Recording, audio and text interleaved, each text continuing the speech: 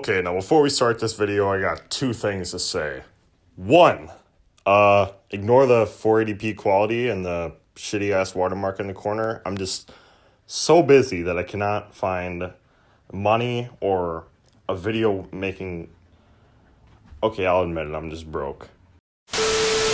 Two, we need to revive the conspiracy theory that Disney is paying Rotten Tomatoes to make Fox look bad. Like, seriously, all these reviews are bullshit. You know, I trusted Rotten Tomatoes for a little while because of all the DC movies and how they were shit and how they gave them shitty reviews, so I kind of trusted them on that part.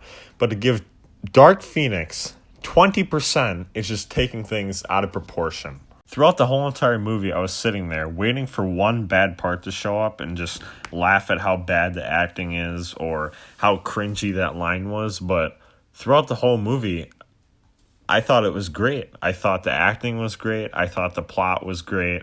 I thought everything the reviewers said was bad was great. Yes, it didn't feel like the ending to a 20-year-long cinematic universe, but it did feel like a great movie coming out of it. Another thing I want to bring up is Mystique. Yes, it was pretty disappointing that we all knew that she was going to die in that one part from the trailer, so it was kind of disappointing that we didn't get that really hard emotional hit when she died. Everyone thought it was stupid because she was pretty much the person that carried the last three X-Men movies and was pretty much the main character of all of them. And then it was just Jennifer Lawrence. She wanted to give up. She hated throwing on the makeup. She just hated being that character overall. So even though her death was disappointing, I feel like she was one of the main plot devices to help split the team up, which I feel like if anyone else would have died, we wouldn't have had the same effect of why the team split up overall.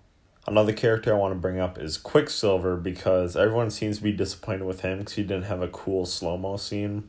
Well, he did have a cool slow-mo scene, it's just no one likes it because it didn't have that comedic effect with the music and how he's like saving all the kids and like in the first one he was eating caramel out of the kitchen and whatever, and the second one he's messing around with the kids, and this one he just runs at Dark Phoenix and gets whipped and they never use him again.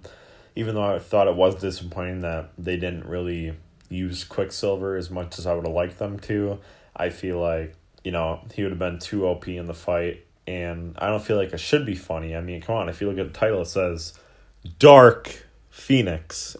So it's not supposed to be funny. One thing the critics complained about the most was that the movie didn't really have the same effect as Endgame, where everyone's crying and clapping because, you know, it's the end of all these movies building up over the last 20 years, just like Marvel. But overall, as a comic book film, I feel like it was a good way to help end it. It didn't really feel like an end, but it had a good vibe throughout the whole movie and finished off pretty strong. Here's a review from Matthew Rosa from Rotten Tomatoes, and he says, Logan is the proper finale to the X-Men film series.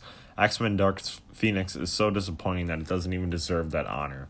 First of all, Logan was more of a finale just for the Wolverine character and not the whole X-Men franchise. But still, yeah, like I said before, it doesn't feel like a finale, X-Men Dark Phoenix, more like a start of a franchise. But then you also have to realize that they already poured a bunch of money into this all the way back in 2016 and 2017, and Disney just bought them halfway through the making of the movie. So with the outcome that this movie came out to be, even though everyone thought it was going to be bad, I feel like with the time they were given, the situation they were given, I feel like they made the best of it. Another reviewer named Adam Graham from Rotten Tomatoes says, the final battle takes place aboard a moving train that feels like it's headed nowhere. At this point, it's perhaps a metaphor for the X-Men series. First of all, buddy, I don't know if you have a problem with that whole train sequence. Personally, that was one of the best fight scenes in the whole X-Men series and almost the best fight scene in any superhero movie at all, besides Endgame, of course. Okay, but seriously, this movie is actually, like, really good.